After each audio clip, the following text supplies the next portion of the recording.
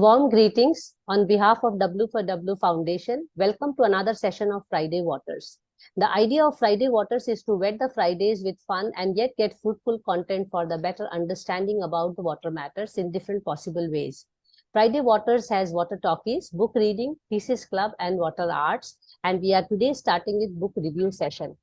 The idea and the focus of the book reviewing and reading session is to bring the authors and the co-authors who have written chapters, books, and also written novels and comics on the water matters in order to discuss with them the making of the book, novel, or the comic, and the issues around the subject that is covered in the manuscript.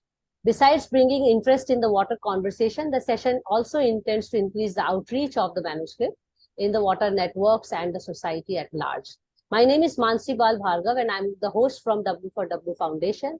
And today we have Professor Sumit Vij as speaker, who is also a co-author or writer of one of the chapters of a book edited by Vishal Narayan and Dick Roth.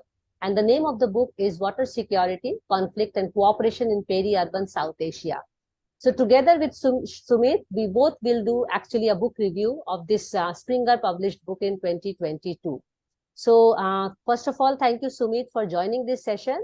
And before I invite you to take it over for your initial discussion and all, let me just give a short introduction of you.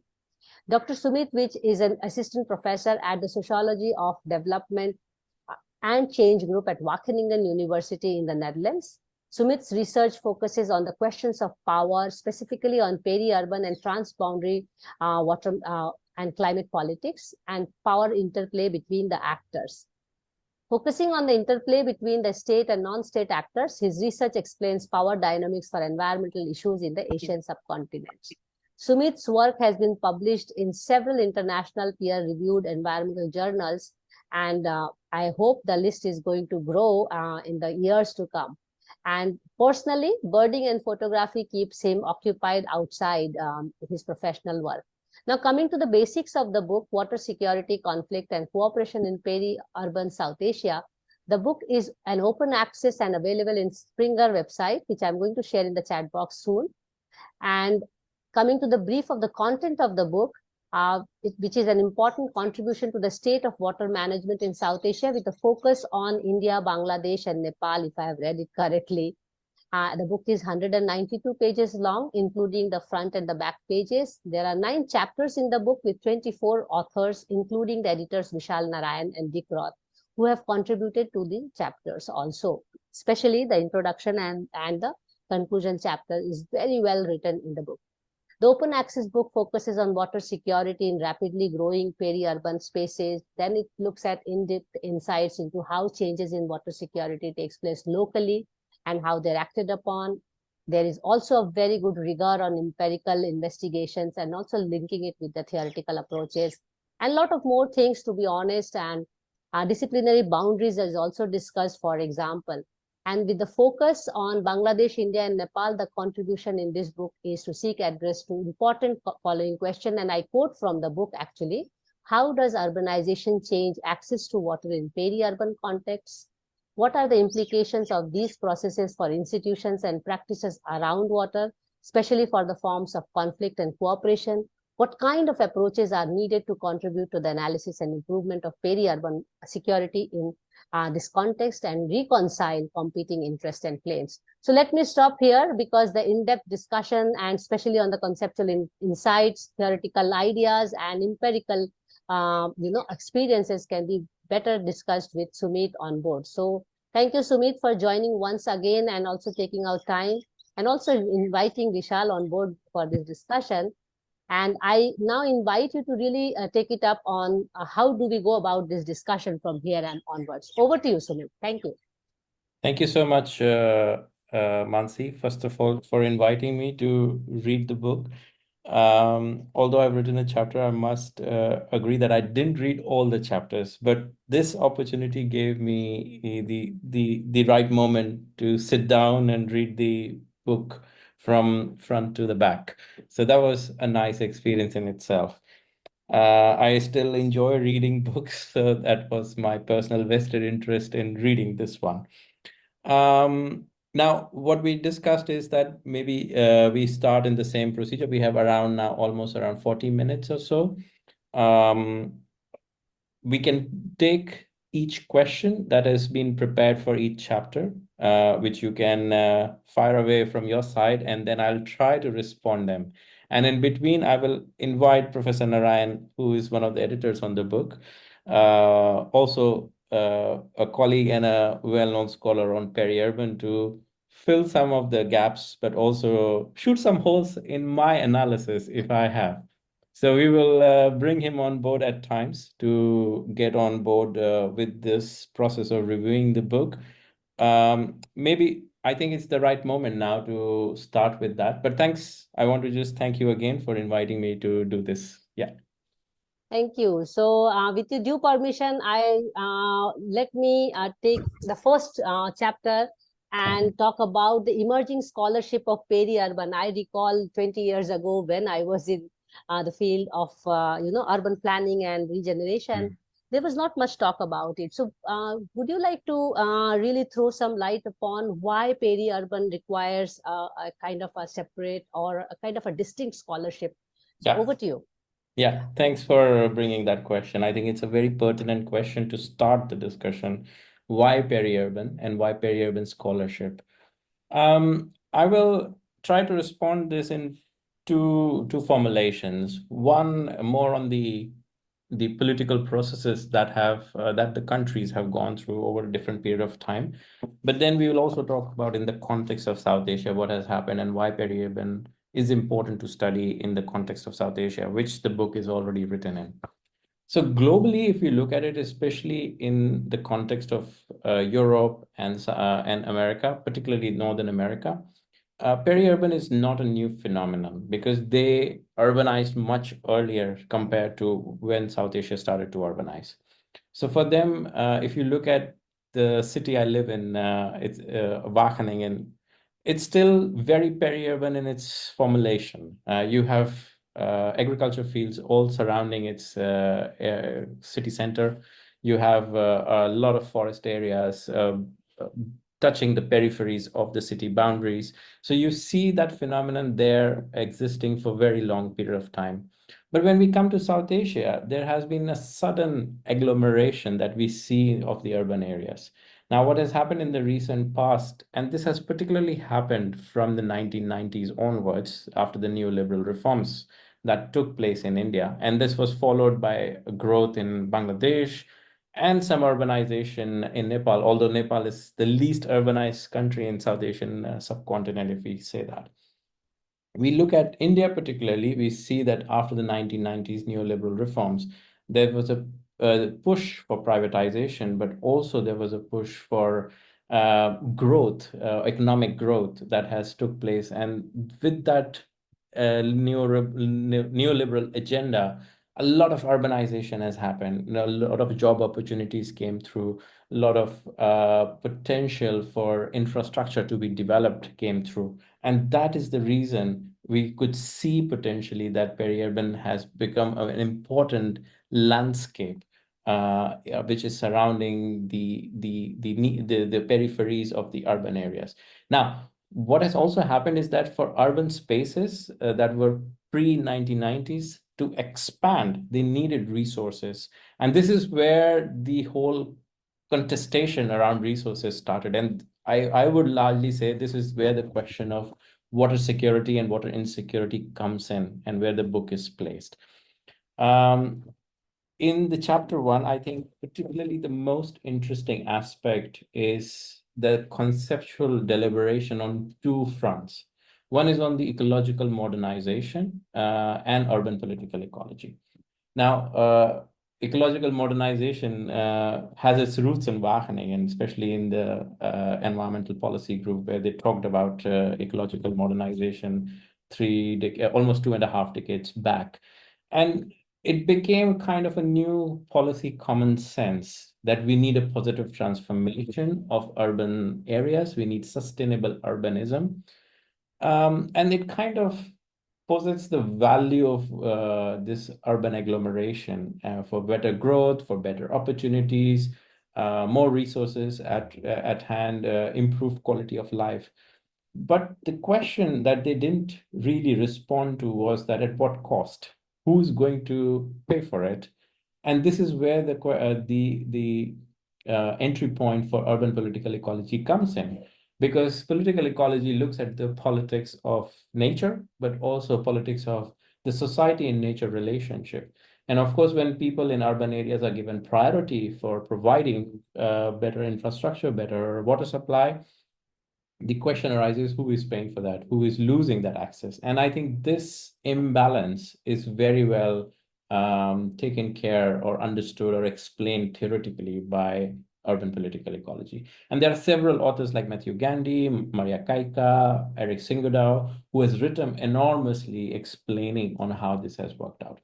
Now, this was the core contestation in the chapter 1 of the book, where they show how ecological modernization and urban political ecology are on two sides of the spectrum or two ends of the spectrum, and how they are contesting, and where is the peri-urban and how do we understand peri-urban in this. So that was the more conceptual deliberation. We'll look into more empirical aspects of it in the coming chapters and through your other questions. But this was the key aspect which the chapter 1 kind of captured well. And of course, there are several themes in chapter 1 that really captured, and we will discuss them over in the next few questions and the chapters of the book. But the one which really kind of stood out was the depletion of the commons and the fascination of the infrastructure, the so-called the modern infrastructure ideal, although not named as it is, but I could see that the editors, but also the authors of the chapters have kind of taken a step forward towards that, of how there is a prioritization for more infrastructure for urban areas, and there is a depletion of commons. So there is also the contestation between the commons and the infrastructure. We'll also look into that in due course. And apart from that, the editors have very well placed the aspect of conflicts and cooperation, but also around the intervening in the peri-urban areas. I think these two things also kind of stood out, and we'll look into it. Maybe speak very briefly about them in the other two. So that was my bit longer response to your very short question, but I think it was very important for me to do that because it would set a nice context of where the book comes from, what is the conceptual deliberation that the two editors had or must have had at that point of time to put it to it. But I think I will also ask, because it's the starting chapter, maybe we'll ask Professor Narayan if he's there to add if I've missed out on anything, at least on the introduction of the book. Or maybe he could also tell us how the inception of the book happened. Maybe that could be a nice anecdote. That. Yeah, I think that's a very good idea because conceptualizing the book itself needs a lot of rigor. So over to you, Vishal, and thank you so much for joining us. All right. So thank you, Mansi. Thank you, Sumit, for the nice context setting about the book. So coming back to the question of, why we should think about the peri-urban that Mansi raised. Why is the peri-urban important? Why is this a separate conceptual category? So, when I started working on the peri-urban many years ago, it was basically a conceptual lens or an entry point to study situations or contexts that defied an explicit rural and urban categorization. So, the conventional way to think about development is to think of urban planning, rural development, right? But when we look at how urbanization proceeds in the global south, we find that the rural-urban dichotomy is increasingly getting blurred. So my favorite example is that, I live in a gated community in Gurgaon. And just as I get out of my residential area, I'm in a village. I'm in a village called Tigra on one side and village Hamaspur on the other side. So am I living in a village or am I living in a city? Yeah. So increasingly, this blurring of rural and urban boundaries draws our attention to contexts that combine features of both so-called rural and urban environment in terms of, livelihoods, economic activities, also governance institutions. Yeah. So peri-urban stands out as a conceptual category basically to be able to analyze these kinds of situations, these kinds of contexts that defy a clear rural and urban categorization.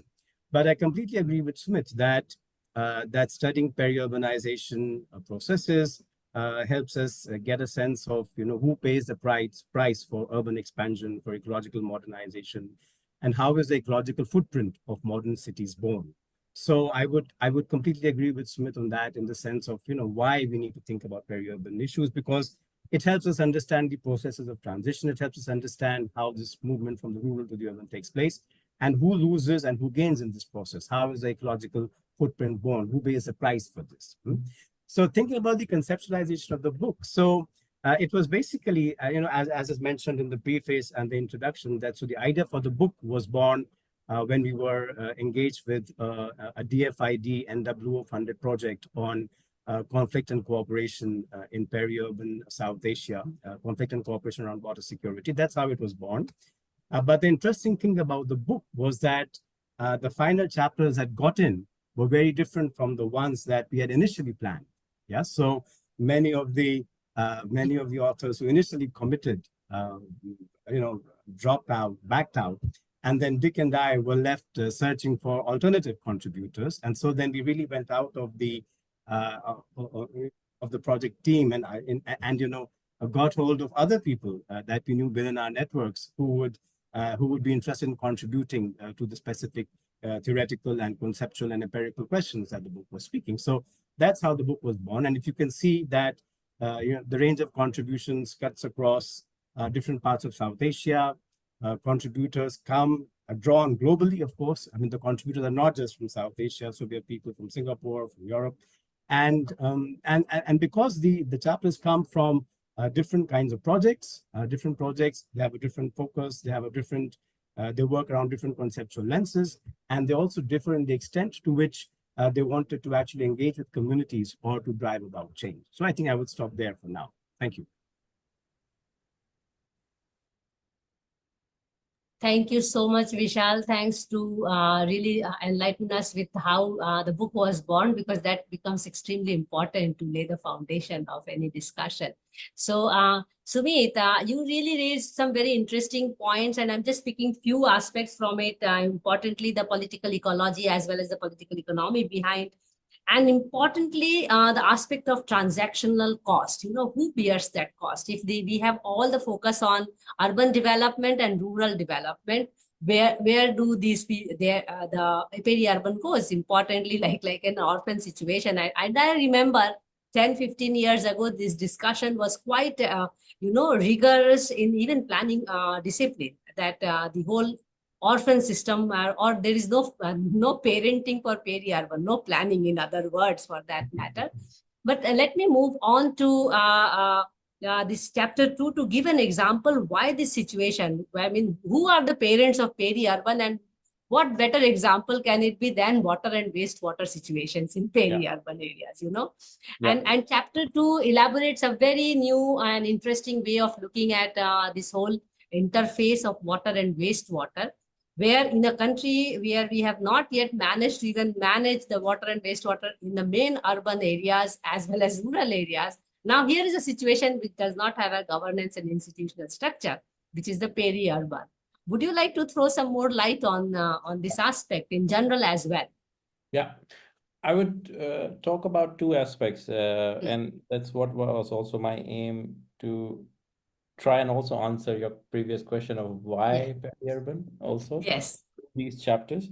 One of the key aspects that is discussed in terms of to understand what is peri-urban is the process angle of it, and one is the landscape angle of it. But also one is very interesting, one is the transitional category. It's also a space that changes continuously. So it has multiple features to it, multiple characteristics to it. One aspect that is very well connected and understood through peri-urban is the urban metabolism, or the so-called flows of goods and services. And this chapter is a very good example of that.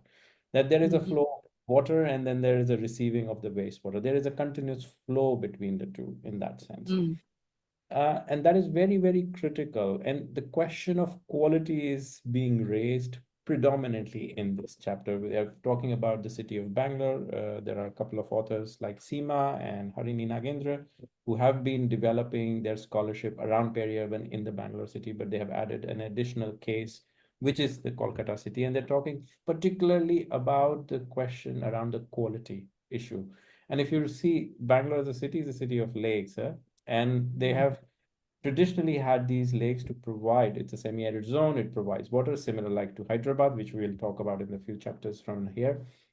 But the quality has been depleting because they have been urbanizing, they have been putting landfills, they have been putting dumping grounds in these peri-urban spaces.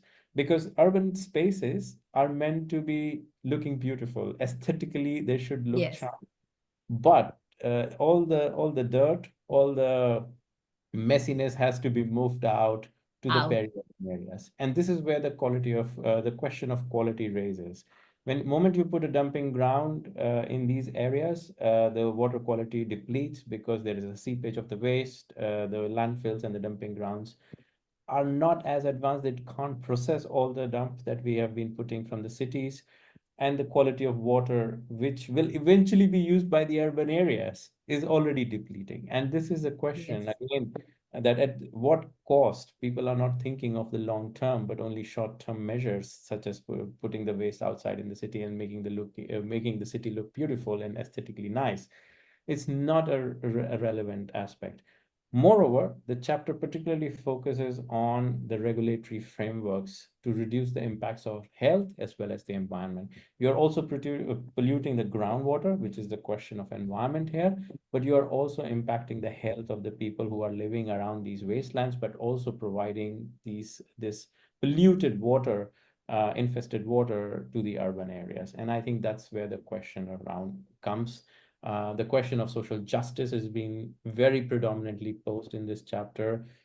Again, because people living in the peri-urban have to go through the smell. I would remember the example in even in Gurugram, where Professor Narayan lives. There is a dump yard very close by, just at the outskirts of Gurugram. If you pass through the highway, you can't even, it's almost difficult to feel that there is no dump yard there. It's such a strong smell, and there are villages around it. There are these Aravalli hills and forest areas around that, which is now getting polluted in some ways or the other.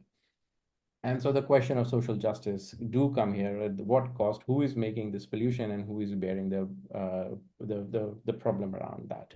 And I think that's where the question in this chapter is particularly looked at. But the most important, and this is my last point on this chapter, is that they made a very interesting connections, and this is where the policy connections for me come into, is the connections between SDGs and peri-urban interface. Yes.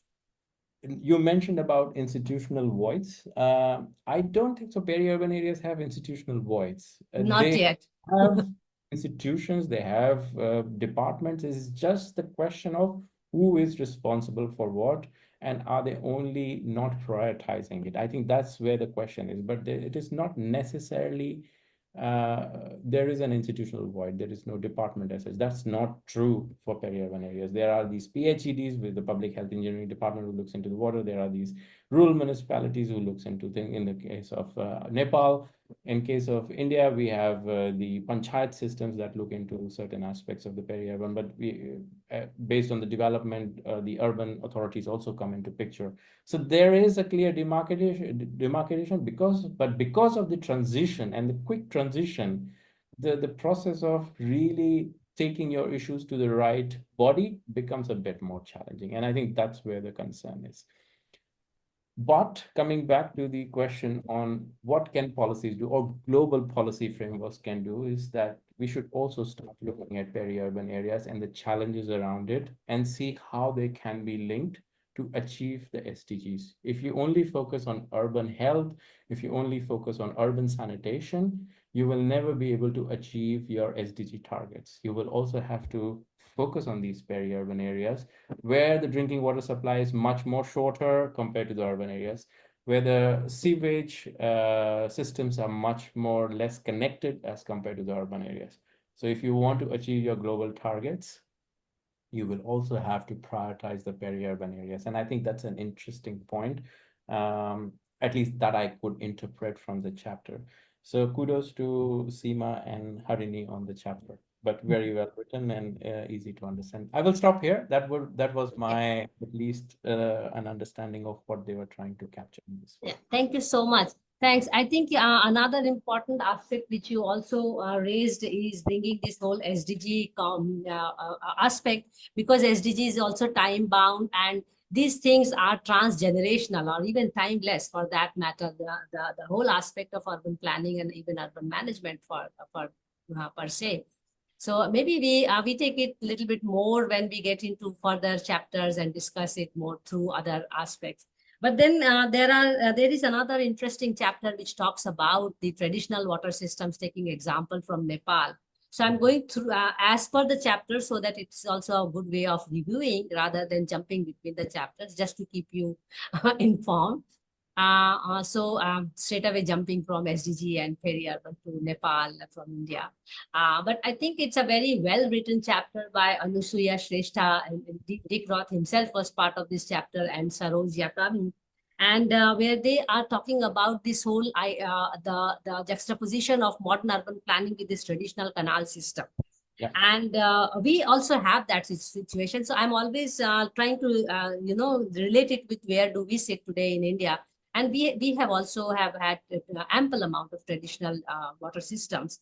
And I'm sure in mountain landscape, it becomes all the more challenging to look into the modern planning and Yeah. traditional way of doing things. Would you like to throw some more light on the chapter? Yes, yes. I think it's like you said, it's one of the most interesting chapters for me also personally. Yes. On comments, I could see some relevance here in this chapter. I would like to start here with more on the aspect. This chapter is a very good example of how urbanization, not just in the last few decades, but over Yes. centuries, actually Yes. shown the impact on the irrigation system on a particular common land, Yes. shared between various farming groups, and how it was managed. And I think historically, how they have evolved also is very well represented in this. Yes. So they particularly talk about this Mahadev Khola Rajkulo, Mm-hmm. and very rightly termed or titled "From Royal Canal to the Neglected Canal." I think it's the story of the same, this chapter. Of course, and if the moment I said it, it's about centuries, because it was started almost around 1670s, and it tells you that so much of history exists in this irrigation system. And it clearly showed that how urbanization and building of more permanent infrastructure, and this is Yes. where I was making the argument that the fascination for Infrastructure, yes. is just depleting these institutions, but also the so-called temporary and more flexible infrastructure that existed over the centuries. This fascination for aesthetically more modern, more centralized systems and centralized institutions are really responsible for depletion of such institutions, more flexible institutions. And we keep theoretically arguing that we need more flexible institutions that Yes, can. but we are not managing to reach there somehow. Probably we need better attributes to talk about it. But I'm just adding a little bit extra question to you here.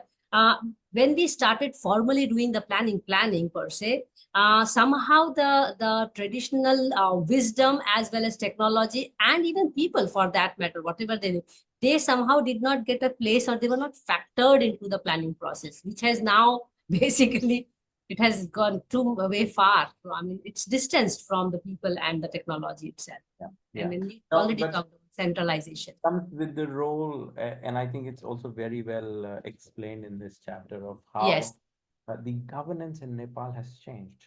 So Mm. from very monarchy system or monarchic system in Nepal, it changed to maybe a more multi-party system, but still Yes. governed by the monarch. And in 2006, later on, there were further changes after the conflict was resolved, and there was an accord signed between the state and the monarchy. I think things have also evolved based on what kind of governance. And the moment you see that there is more power with the state, I think the fascination for the infrastructure and the avoidance of people participating Yes. in more those flexible rules or institutions have been lost. And I think that's one thing which is very, very critical. But I think one particular aspect which was really highlighted well, and it's against the tide in some ways, it says that the conflict between the upper reaches and the lower VDC have Yes. decreased over a period of time. Okay. However, there is also more privatization. There's also more commercialization of the land in those areas. And I think that is the reason this conflict has reduced. But because if there is lesser of privatization, people would still like to farm, people would Yeah. still depend on the irrigation system, and there will be more visible conflict. And that is the kind of a choice you have to make, whether you want to go towards more conflict. But I think it is important that you focus on the basics of the institutional systems, which has been discussed. If the moment the money starts to flow in with privatization and commercialization of the land, of course there will be lesser conflict, but the lesser conflict is not because the people cannot are happy or they have found cooperation. No, they are withdrawing. You cannot fight someone who is behaving Yes. an absolute hegemon. And I think that's the very interesting aspect of how they have shown that the more visible conflicts between the Mm, farmers, the lower, and between the people have reduced, but mm, there is maybe a stronger political economy of land that has emerged over a period of yes. time in Kathmandu Valley. And I think that's one interesting point that I captured in the last chapter. Maybe I think this is the right time to also invite Professor Narayan because he's worked on canals and irrigation systems in India. And it would be interesting to also get his viewpoint on this particular chapter if he has. Yes. Vishal, over to you again, please. Yeah, sure. So I think I'll just carry the discussion forward from where Sumit left. So I think this chapter by Anushya, Saroj, and Dikroth is a very good example of how the interface between the city and the commons takes place. Hmm? So we Yeah. have this obsession with modernization, with the modern city, and in this process of developing the city, we have a commons blindness. Mm, Yeah. so true. Commons blindness. Good word. Yes. Yeah, so it's a common blindness, but it's a commons blindness actually. Commons blindness. So True word. we kind of take the we take the commons for granted. Mm, We don't look at what kinds of unintended impacts this pattern of urban expansion will have, and how when you look at farmer managed irrigation systems like the one that Anushya is talking about. So these are composite systems. These are composite social technical systems. There's an infrastructure, there's a physical layout, and there are associated notions of rights of how farmers will use water. So yes.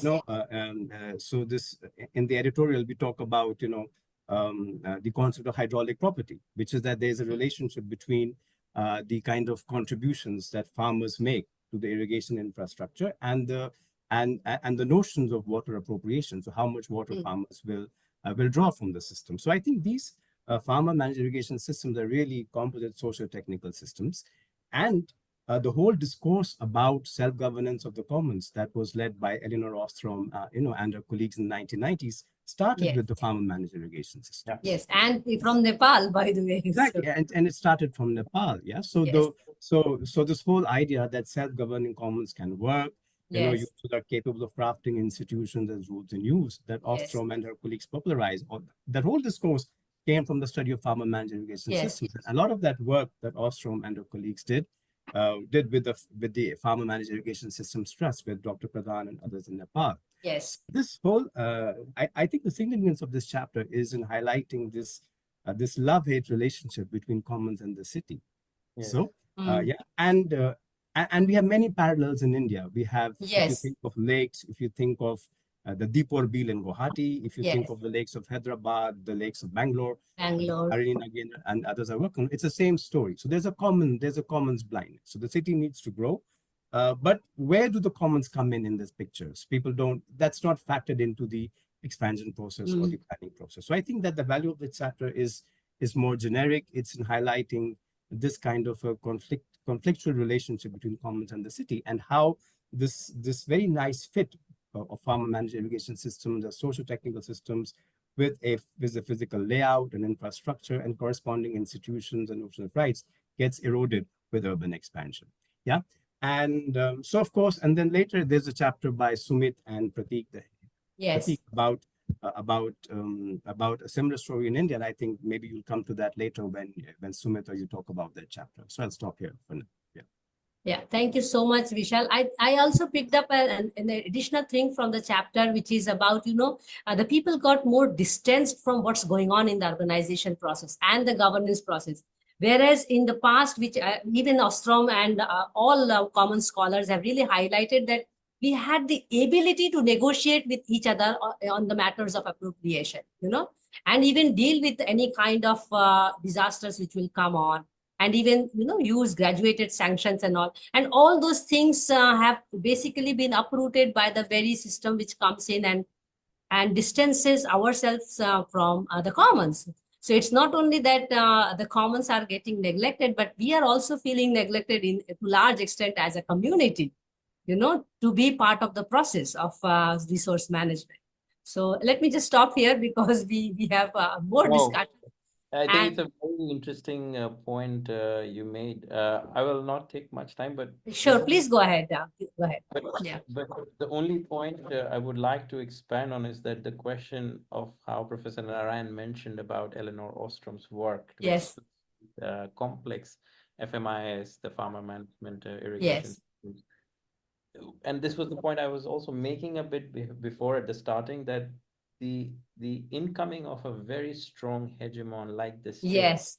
who would completely take over these systems Mm. uh, is completely neglected by Eleanor Ostrom in her work also. She doesn't talk about Yes. the question of power, but also the political economy of the Yes. land that is happening right now.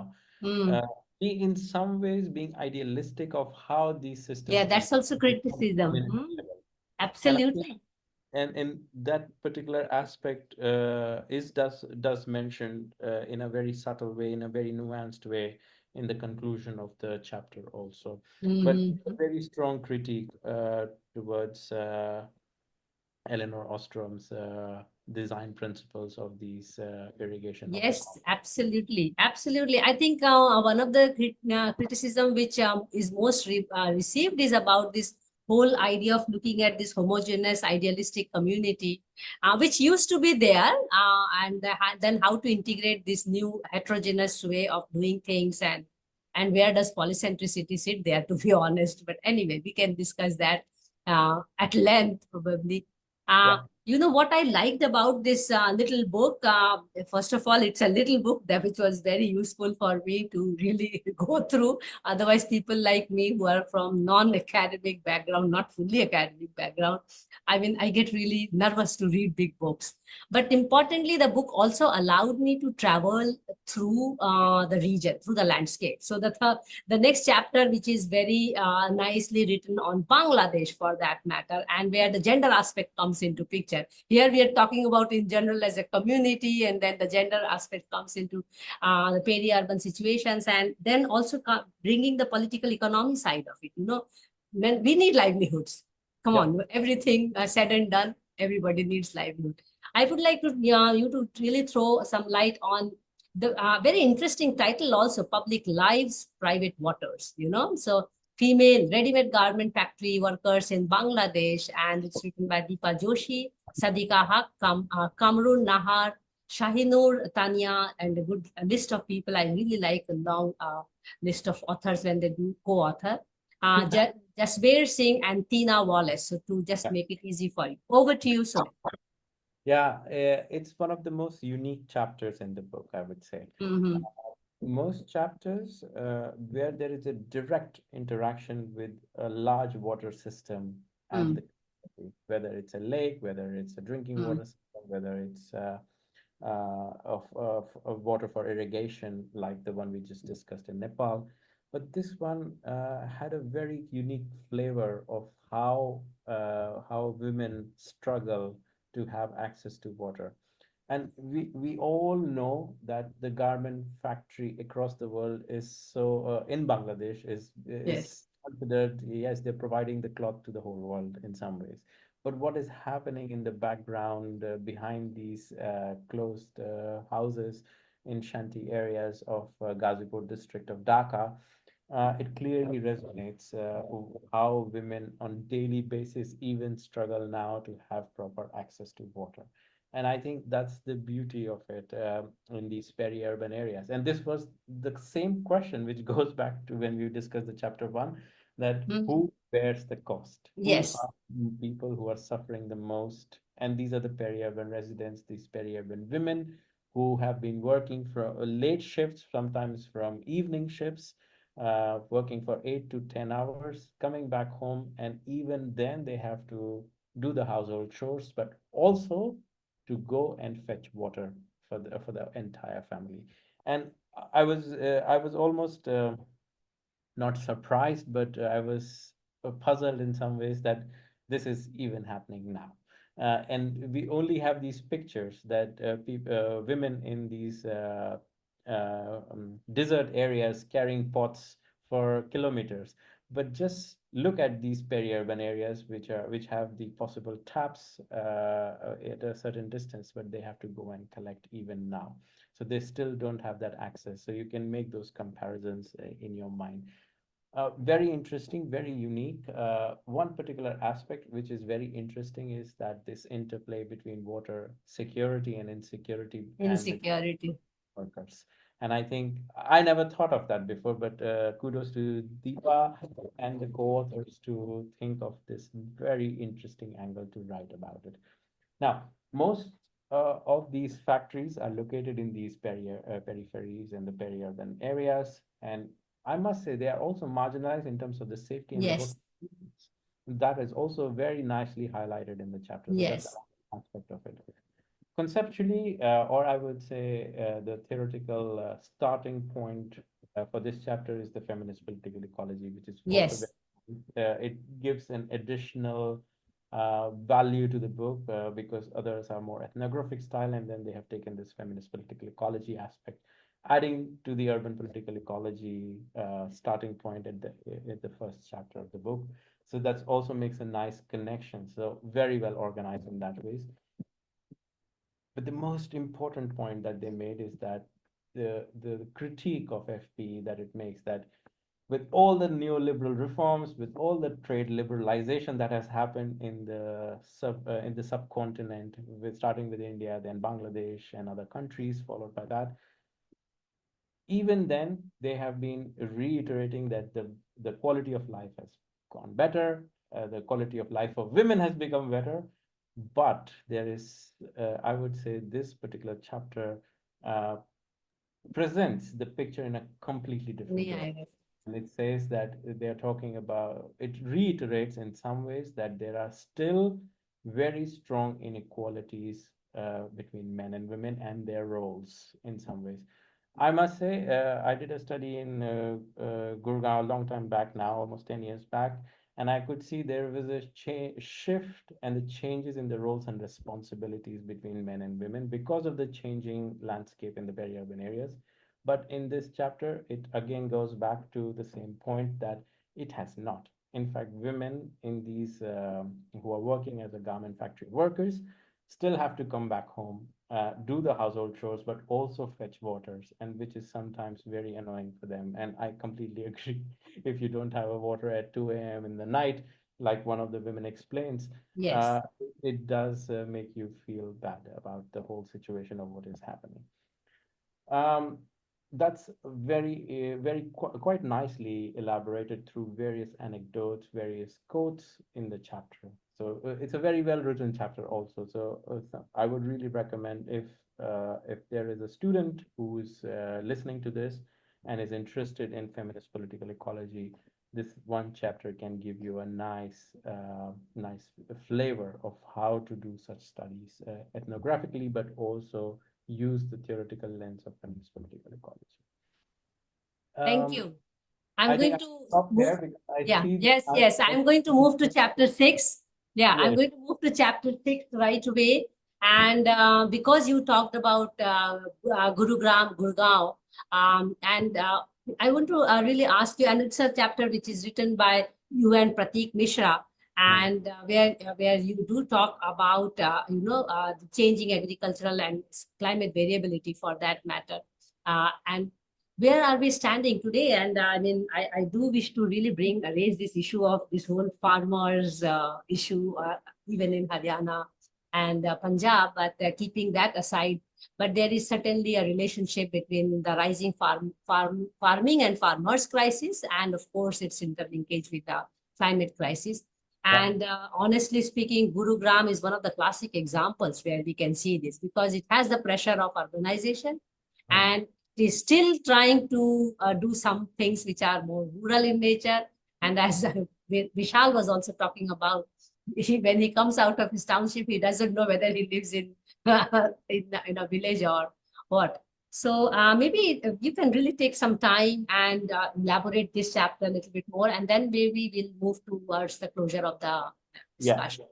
I will keep it short, Mansi, for this Yes. one because Yes. we have limited time. I would like to spend some time at the end because I think the Yes. discussion chapter was also Yes, very well. please. But 2 points to make for this one, I think that are very interesting. This particular chapter, of course, elaborated on several canal systems that have been constructed in the recent past, in 2 or 3 decades through Gurgaon, through these agricultural fields.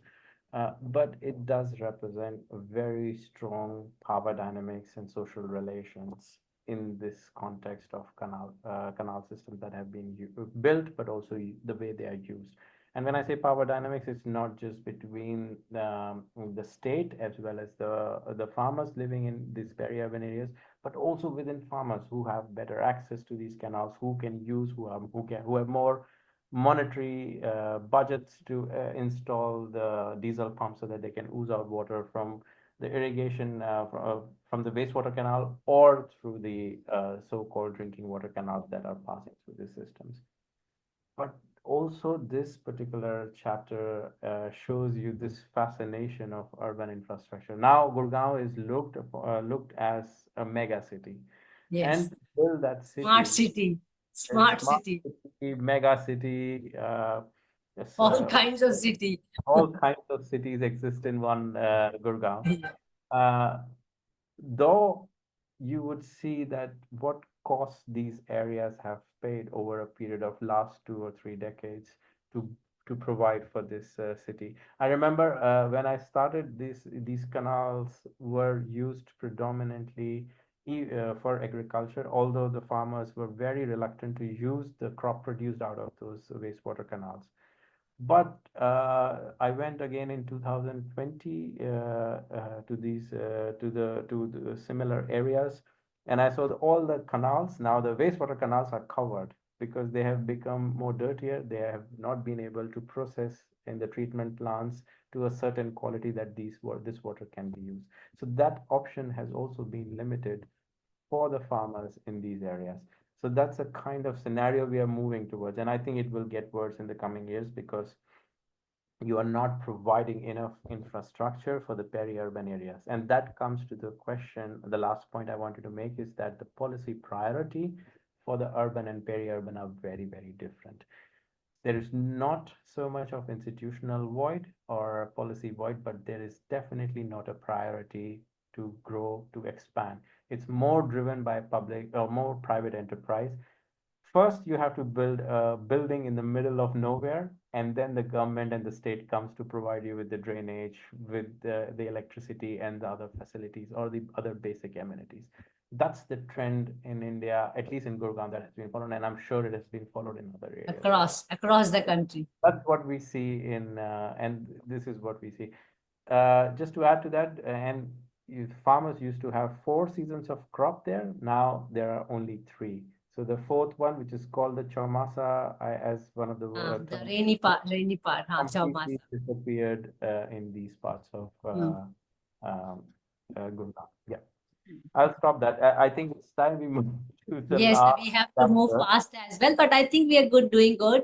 And what I'm going to do is bring the chapter 8 and 9 together because it's looking at the institutional challenges of dealing with peri-urban as well as what are the alternatives. And maybe we will also have Vishal later on into this discussion as well. The chapter 8 very clearly lays out the pattern of institutional challenges and opportunities. And actually, we have been discussing that on through in the last 1 hour. But let me also do a little bit of announcement here at this point. If there is any question or comment by any of the participants here, we have a good turnout today. Um, please do pose your questions and comments in the chat box, as well as you can also raise your that digital hand so that Sumit or I can reach you and unmute yourself and interact with us.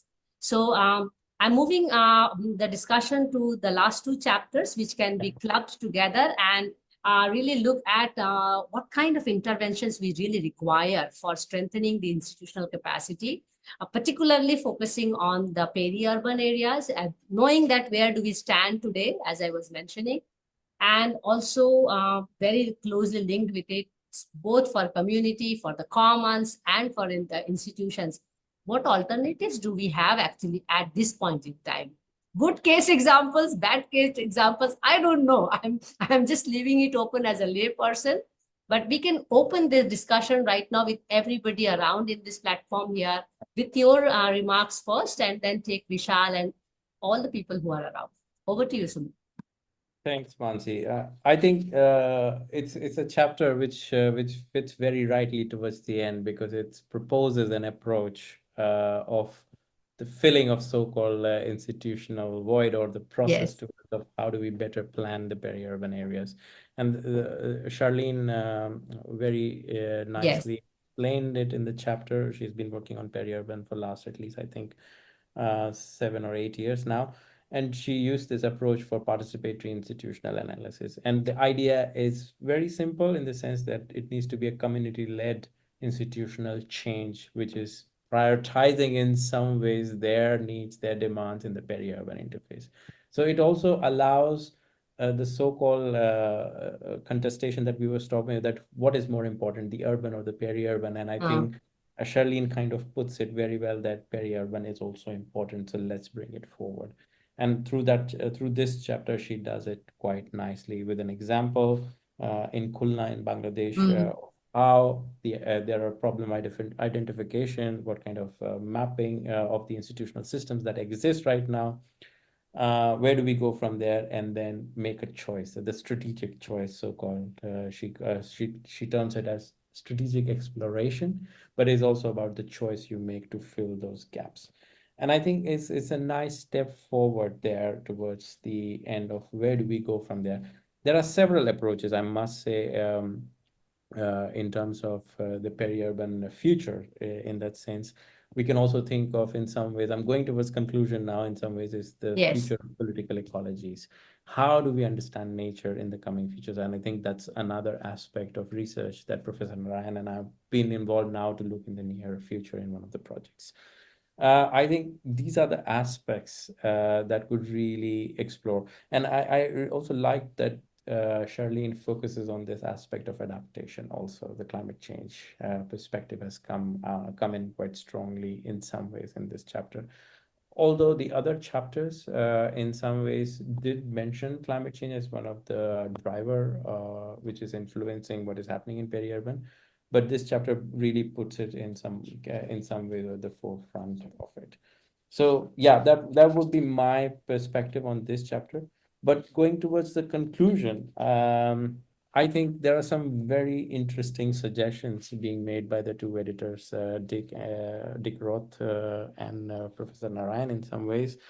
I think one particular aspect that was really interesting to me was at the beginning of the first chapter, we talked about why peri-urban, and we were talking about these neoliberal reforms that happened in India and followed by other countries. And that has come back in a very nice fashion here, that we can't just depend on techno-managerial aspects of it. We need to really understand the peri-urban through the lens of how capitalism and neoliberal reforms explain this context, and what does it mean to that. And I think that's a very nice suggestion in itself, to start looking the peri-urban research from a more critical point of view. And I think urban political ecology, or generally political ecology, can help to explain that quite well. So that was one aspect that I really picked, and I think is very, very interesting. The second aspect is about how do we do this? The methodological entry point. And Yes. I think that is where the ethnographic research comes into play. I think we need more evidences or more nuanced evidences that can be captured from different caste groups and what is happening to these people living in the peri-urban areas.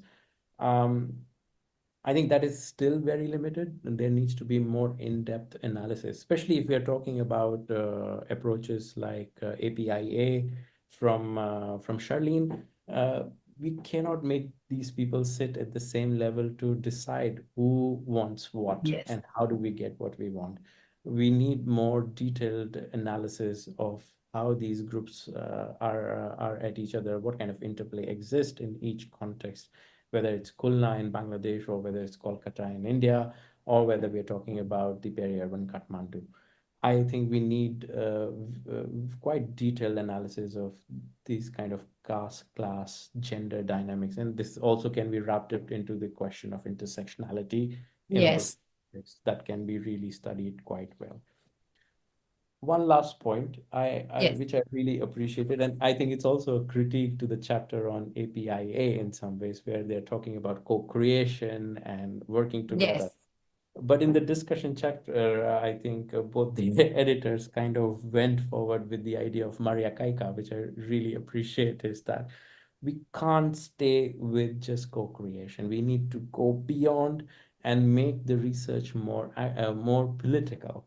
I think we need to push those boundaries and look for more political interventions rather than Yes. just looking for co-creation, where there is always a hunky-dory feeling in itself that everything will go well if we have come together in a multi-stakeholder platform. Mm. I think we need to move beyond, because the kind of power dynamics that exist right now, with a very strong state in power, I think those are the questions. We need more political solutions, more push towards more political engagement rather than simple co-creation or multi-stakeholder platform kind of scenarios. I will stop here. I know I'm almost on time. Yes. Yeah, but no maybe issues. a We'll couple just of take, minutes yeah. for Professor Narayan to reflect Yes. on whatever I have mentioned in the discussion, and then over to you. Sure, sure. Thanks, Sumit. And Vishal, your closing remarks for the discussion, as well as closing remarks for this last two chapters, particularly interventions of strengthening. He already talked about moving beyond co-creation, and I knowing you very well that we have to really push our boundaries and get into that political discussions as well.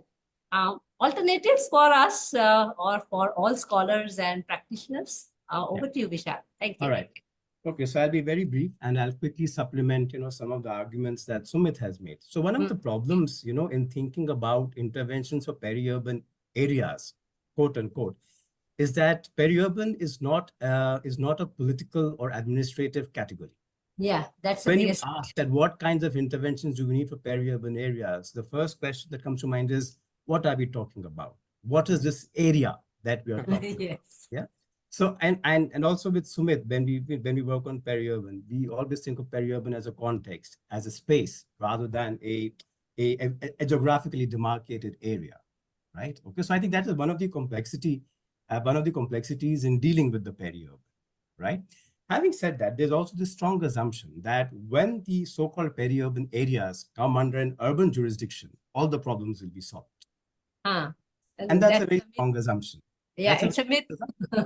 Yeah, okay. It's a myth. So, it's a myth, actually, right? So you cannot wait for the peri-urban areas to come under the urban jurisdiction for the problems to be solved. Yeah. And a lot of the recent research shows, for instance, if you look at the work of, Carsten Busch and Alexander Follmann and others, they say that the peri-urban is not necessarily an urban in the making. No. Yes, not necessarily, actually. It's going to become a full-blown city. Yes, but it's a rural distorted. Yeah, it is likely to continue to retain its peri-urban character. So we cannot assume that once the peri-urban, becomes, a full-blown city, comes under the urban jurisdiction, all the problems will be solved. Yeah, so that's the other thing. The other thing, it relates to the point that Sumit was making about the institutional void, right? So there is possibly lack of state attention to the peri-urban. There is possibly a lack of state interest, but that does not mean that there's an institutional void. So there are institutional mechanisms of resource allocation, Yeah. So peri-urban communities don't wait for the state to intervene. They don't wait for the state always to act.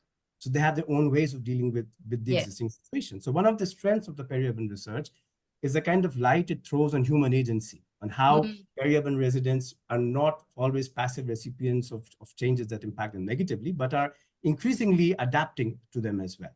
Yeah. So I think the first step in planning any kind of intervention for such spaces, such contexts, is getting an understanding of the existing mechanisms of resource allocation. What is going on there, right? And that's where, like Sumit talks about ethnographic work, about trying to document the processes, trying to get an understanding of what is actually going on there. What kinds of, say, adaptation responses are peri-urban communities putting in place?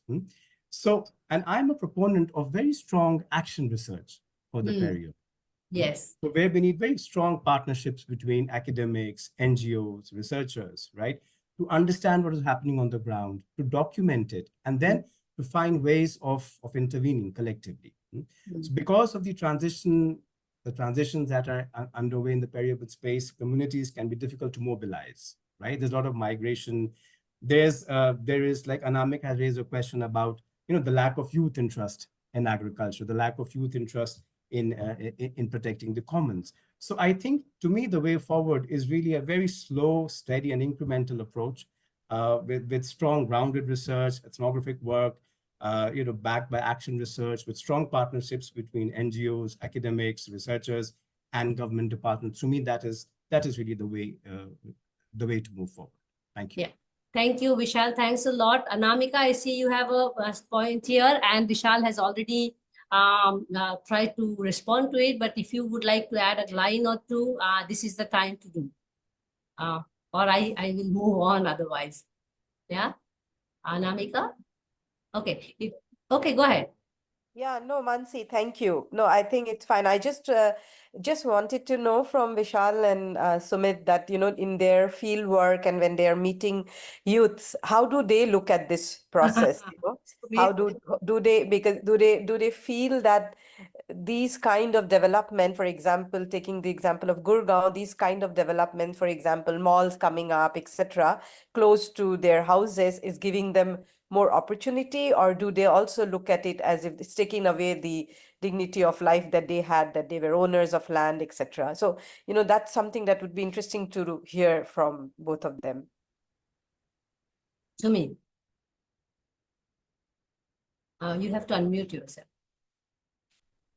No clear answer. And yes, very good question, but I don't have one clear answer to this. What has happened over a period of time is when you meet youth, there are ones who are big proponents for the work in the city, in the urban areas. They've already moved there, so they don't live in these peri-urban areas. They don't relate. And there are ones who are into agriculture and they want to protect it. But the majority is the one who is lost, who have got a lot of money because they have sold their land, especially around Gurgaon, but they don't know what to do with their money. And I think that's the dangerous part where the youth currently are right now in these areas. Well said.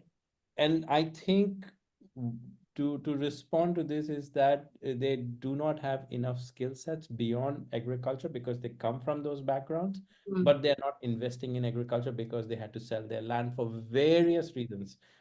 Maybe sometimes they do not have enough water available because of the changing climate, but also because of the urbanization processes.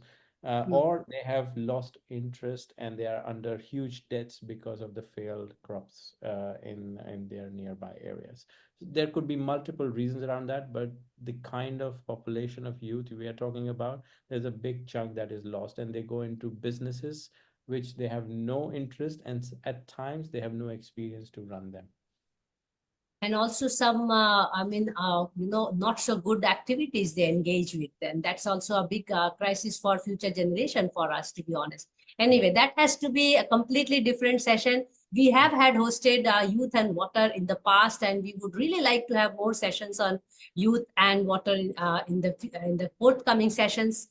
But for now, as the host of the session, I have to declare that we shall stop here, but without really taking much time, I must put up a vote of thanks, not only to Sumit, but also to Vishal, first of all, to be present here all through as one of the editors of the book.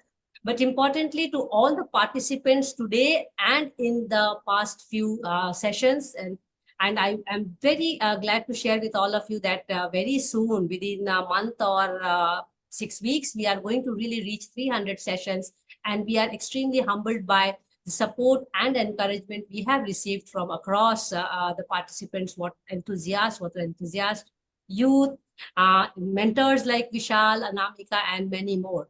So first of all, thank you so much again to all of you. And then let me just announce the forthcoming sessions, because that is also a ritual which we manage because in these sessions. Next Friday, we have a very interesting session on Friday Waters Thesis Club, where we discuss PhD thesis by scholars. And we have on August 2nd, water governance regimes in Tamil Nadu. And we look at the historic city of Madurai with Ranjitha Grace. And next Wednesday, which is our flagship program, we have started with the common series, Respecting Elinor Ostrom. We are having a speaker from Philippines, and we talk about everyday impact of hydroinformatics and empowering the ordinary citizens with it. And that is on July 31st, which is next week. And we have Professor Kin Nini Thain from Manila, and she is a public official and now retired and a hardcore water activist now. This Monday, which is also a day dedicated to women, we talk about Monday Munching and Musing with Women for Water, to acknowledge and appreciate their water endeavors. So on July 19th, which is just right around the corner, at 5 p.m. IST again, we talk with Lalita Panchanathan, and we try to learn about her journey, her opportunities and challenges about being women in the sector.